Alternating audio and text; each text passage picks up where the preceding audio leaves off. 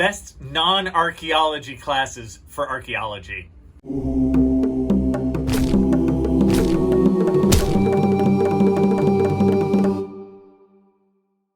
So what classes should you take to help yourself in archaeology if they aren't archaeology classes? Now, this is something we want to think about because maybe the college you're going to doesn't have that many archaeology classes, or maybe you've taken a decent amount of archaeology classes and you want to take something else. You kind of want to augment your skill set, right?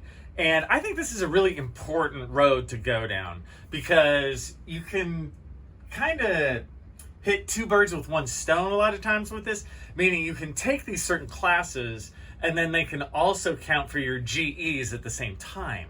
So you end up taking classes that you have to take anyways, but you're taking them where they will ultimately help you out further down the road if you know for sure you want to work in the archaeology realm. Now, these classes will kind of spread far and wide. You know, I've kind of cherry-picked these throughout time as I see what really helps students, certain things that really helped me, things that come up later in your archaeology career where you're like, wow, I wish I knew this, or oh, I wish I took a class in this. So in no particular order, we'll just start. First, I would say geology. And by that, more specifically, physical geology plus the lab. Now, when I say that, that means the regular geology class, right? The one that's about stratigraphy, the one that's about kind of the Earth's surface change over time, the one that's about the different types of stone on the Earth, that kind of base geology class. That one's great, obviously, in archaeology, right? You can tell, like, just stratigraphy, the feeling for stratigraphy is only good for an archaeologist to know. Also, sometimes as you go further in your career as an archaeologist, a lot of times paleontological stuff comes into it. So that geologic knowledge can help you out later. On top of all that, a lot of times there's field trips too that go along with the lab component where you go out for a weekend somewhere and look at the stones. And that can really help with learning to live in sort of an outdoor landscape, like sometimes archaeology has you do. So second class, I would also add in the geological realms, Earth history. That's the one that explores Earth's deep history, right? Where we look at like the Mesozoic, age of dinosaurs, and even before the Cambrian, the Precambrian. That just gives you a really good feeling for the deep history of the Earth. And again, it kind of dovetails into what if you're working somewhere where they happen to be digging really, really, really deep, like on a CRM job or something like that. That's happened to me before. So it's just really nice to have that background in geology for a lot of reasons. And on top of that, those geology classes will also count for a hard science, which is really, really great, which a lot of times students in college are kind of lacking a little bit. So those are really, really solid ones. Along with the geology world, then I think we can go to biology. Maybe the third class that I would recommend is field biology. Same idea as the geology world, right? In field biology, you go out and you experience the local biology of your area, right? The animals out there and the plants out there, and you learn all about that. And it also gets you walking around in the environment. A lot of times with field biology, of course, there are field trips. And again, it gets you in the mood for working outdoors. Can you deal with it? Did you bring enough water? Did you wear a hat, right? Field biology. So not only does it get you into outdoor biology in general, that also helps if you stay in local archaeology, because you always have to do a write-up of like the local environment. And if you already know that stuff, you're half a step ahead of everyone else. Staying with the biology realm, the fourth class I would recommend is human anatomy or zoology, something like that. And of course, I recommend that because it's very good to have a good feeling for the human skeleton. For myself personally, I know that's something that I'm classically behind in. And sometimes I wish I had more of that. I'd taken one zoology class a long, long time ago, and I honestly remember very little. But that's one where I go, man, I wish I had that. I'm really good in the geology side of things, but the human anatomy, not so much. So, hey, be better than me, you know? So we've gone over geology, we've gone over kind of the biology world.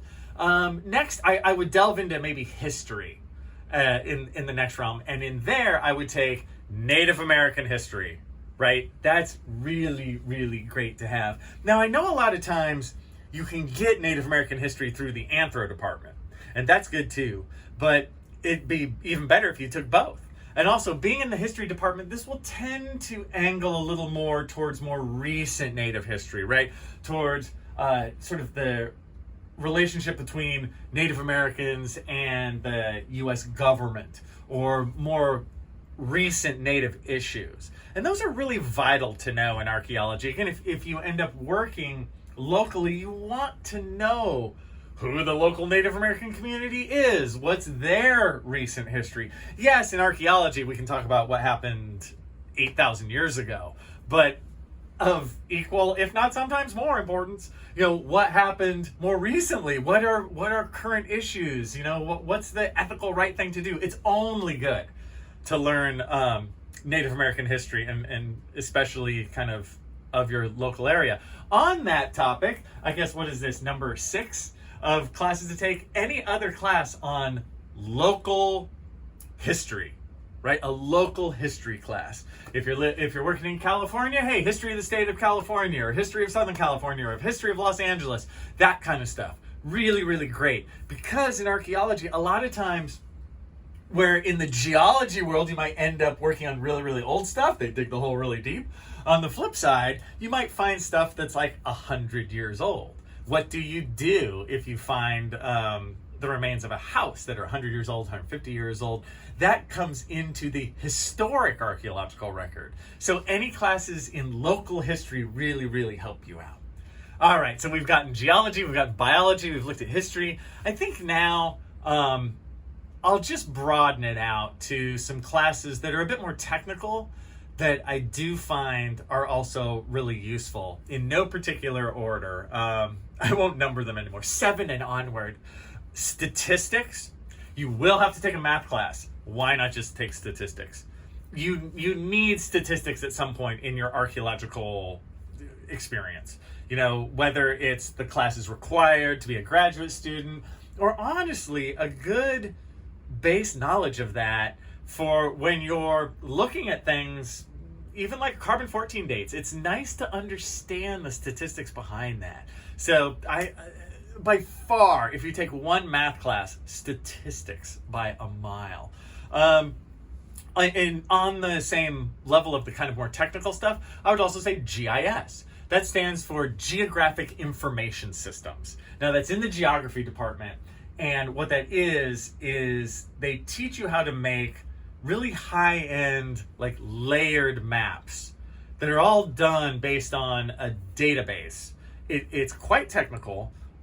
It's really good knowledge to have. Some people will go as far as to get a full-on like GIS minor or GIS certification. That's really sellable in the archaeology world. GIS mapping is really, really neat. Again, it gets very technical, but those maps are fantastic. So even just one class to understand what that is, it's only good for you.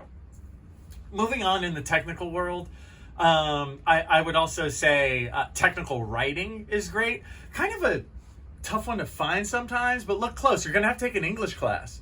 So if you can take one that angles more to the technical writing side of things, that's great. Because I think most of us over time can write in a more flowery sort of fiction way. It kind of comes a bit more natural. Technical writing is kind of nuts and bolts.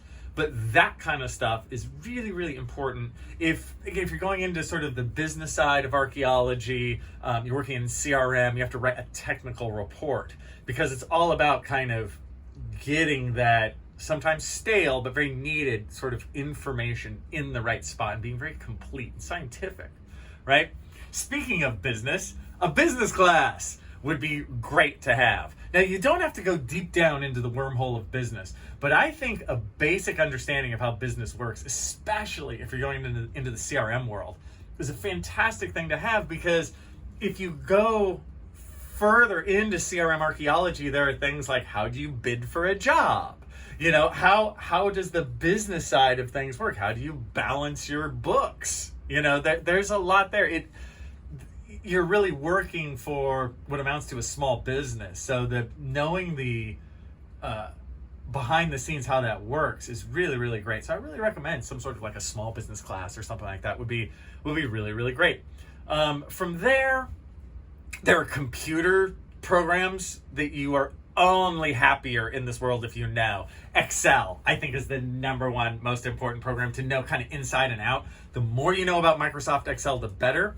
There's one that's related to that called Microsoft Access. Access only comes in the expensive Microsoft package. You know what I mean? The one nobody ever buys. It ain't in the student one, man. But the Access, it's a database thing. It's similar to Excel. A lot of archaeology projects, their catalog is in Access. I've always been scared of Access. I've used it before, but and sometimes there's grumblings out there that Access might just sort of go away as Excel gets more sort of stronger, more muscular, more wide-ranging. But for now, either of those, dude, know Excel. And if you learn Access, all the more power to you. Then also, as the third one, I would say Adobe Illustrator.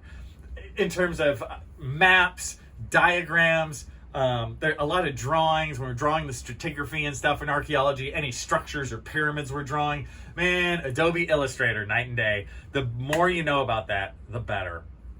And there, of course, are more and more computer apps and these kind of things that will always be worthwhile to know in archaeology. Things like Slack. The app Slack, a lot of archaeology projects use that to sort of communicate, to sort of put things together within the team. And again, I won't even go into those. There's ones that they change a lot, you know, and but my point being, you want to stay up with those. You kind of want your ear to the ground. What computer programs are they using? What apps are they using?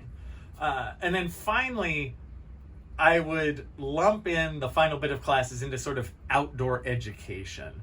A lot of schools, universities have these kind of things where it's like, hey, we're going to go out camping for a week. Yeah, get that knowledge. How to camp, you know, how to survey an orienteer, right? That sort of Boy Scout stuff. Hey, how to find your way home.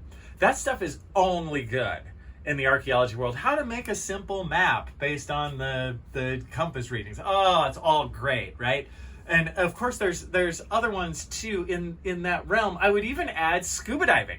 If you're into underwater archaeology, you need to get your scuba diving certification, because maybe you might not like it.